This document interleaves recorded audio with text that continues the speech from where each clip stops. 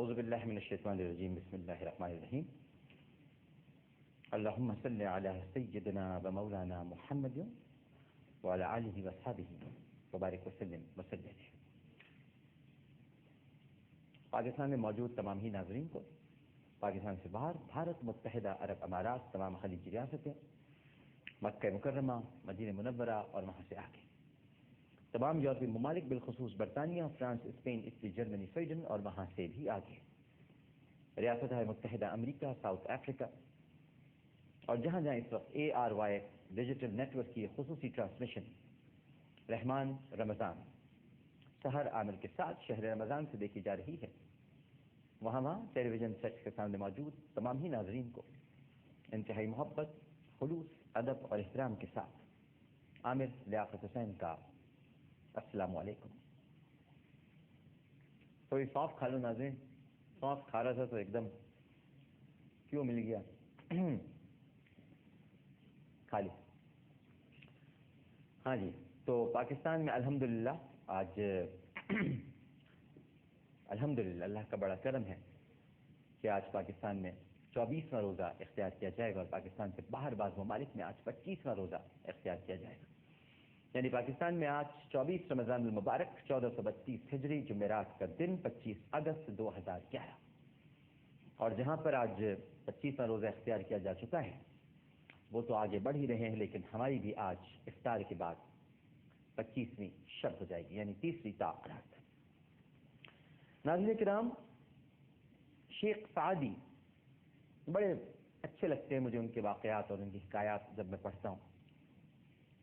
کبھی موقع لگے تو آپ بھی، بازار میں کتابیں ملتی ہیں شیخ سعدی رحمہ اللہ تعالی کی حکایات یا مولانا جلال الدین رومی کی حکایات ضرور پڑھا کریں، بڑا دل کو سکون ملتا ہے۔ شیخ سعدی علیہ رحمہ فرماتے ہیں کہ انسان جتنی محبت کا مظاہرہ دنیاوی رزق اور دولت کے لیے کرتا ہے، اگر اتنی ہی محنت، کتنی پیاری بات ہے، دیکھیے آگے کہہ رہے ہیں، اگر اتنی ہی محنت رزاق اور موت دینے والے کے لیے کرے تو اس کا مقام فرشتوں سے بڑھ کر ہوگا، مگر انسان اللہ کے ساتھ کاروبار کرتا ہے۔ شیخ سعدی کہتے ہیں انسان نماز پڑھتا ہے تو اس کے بعد اپنے آرام کے لیے کئی چیزوں کو طلب کرتا ہے، اسی طرح اگر زکوٰۃ دیتا ہے یا حج کرتا ہے تو اس میں بھی نمود و نمائش سے کام لیتا ہے۔ پھر لکھتے ہیں کہ صدقہ و خیرات کرتا ہے تو اس میں بھی لوگوں کی داد و ستائش کا پہلو نمایاں ہوتا ہے۔ اگر انسان یہی عمل صرف اور صرف اللہ کی خوشنودی اور اس کی رضا کے لیے کرے تو بارگاہ الہی میں اس کا مرتبہ بہت بلند ہو جاتا ہے اور وہ نعمتیں بھی اسے حاصل ہو جاتی ہیں جن کی وہ تمنا کرتا ہے۔ صحیح بات ہے ناظرین کرام کہ ہم سب در حقیقت، شیخ سعدی نے شاید صحیح کہا ہے، ہم سب کاروبار کرتے ہیں۔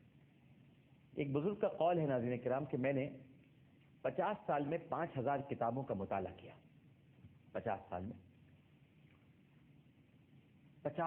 میں 5000 کتابیں وہ انہوں نے پڑھی۔ کہنا آسان ہے لیکن واقعی کرنا بہت مشکل ہے۔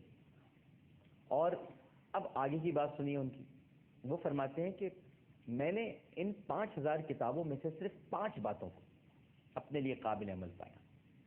ذرا نچوڑ دیکھیے آپ، نچوڑ کہتے ہیں نا عرق کسی چیز کا۔ اب مثال کے طور پر یوں سمجھاؤں آپ کو کہ ہمارا جو پورا رمضان المبارک ہے، آپ بتائیے اس کا نچوڑ کیا ہے؟ لوگوں کو، بہت سے لوگوں کو نہیں پتا، ہم سمجھتے ہیں کہ اس کا نچوڑ جو ہے وہ عید ہے، لیکن ناظرین کرام اس کا نچوڑ ہے لیلۃ الجائزہ۔ یہ وہ شب ہوتی ہے جو عید کی شب ہوتی ہے، یعنی جس دن عید ہے نا اس سے پہلے جو شب ہے وہ لیلۃ الجائزہ ہے۔ ہم اس دن کیا کرتے ہیں؟ اس دن ہم بازاروں میں نکل جاتے ہیں، خریداری کرتے ہیں، چوڑیاں خریدتے اور پہناتے اور پہنواتے ہیں، مہندی لگاتے، لگواتے اور لگوانے کے لیے لے جاتے ہیں، دکانوں کے باہر ایسے ہی کھڑے ہو جاتے ہیں۔ پتہ ہے نا کن سے بات کر رہا ہوں میں؟ تو یہ لیلۃ الجائزہ ہوتی ہے، اور یہ رمضان مبارک کا نچوڑ ہے ناظرین کرام۔ اس رات ہمیں اپنا جائزہ لینا ہوتا ہے، خاص عبادات ہیں اس رات کی، لیکن فجر تک ہم بازاروں میں ہوتے ہیں، فجر کی نماز پڑھنے کوئی نہیں جاتا عموماً، اور سب عید کی نماز پڑھنے چلے جاتے ہیں۔ فجر کی نماز میں مسجدیں دوبارہ سے پھر خالی ہو جاتی ہیں جو ابھی آباد ہیں۔ تو یہ نچوڑ جو ہے اس رمضان المبارک کا، اسی طرح وہ بزرگ فرماتے ہیں کہ میں نے 50 سال میں جو 5000 کتابیں پڑھی، میں نے 5 باتیں اپنے لیے اس میں سے نکالی جو نچوڑ ہیں ان کے سارے مطالعے۔ اب کیا فرماتے ہیں؟ فرماتے ہیں کہ پہلی بات میں نے یہ نکالی کہ اے نفس اللہ کے دیے ہوئے پر راضی رہے، ورنہ دوسرا مالک تلاش کر لے۔ پھر فرماتے ہیں کہ اے نفس جن باتوں سے اللہ نے منع کیا ہے ان سے بچ، ورنہ اس کی سلطنت سے باہر نکل جا۔ پھر فرماتے ہیں کہ اے نفس اگر تو گناہ کرنا چاہتا ہے تو ایسی جگہ جا کر گناہ کر جہاں تجھے کوئی دیکھ نہ رہا ہو،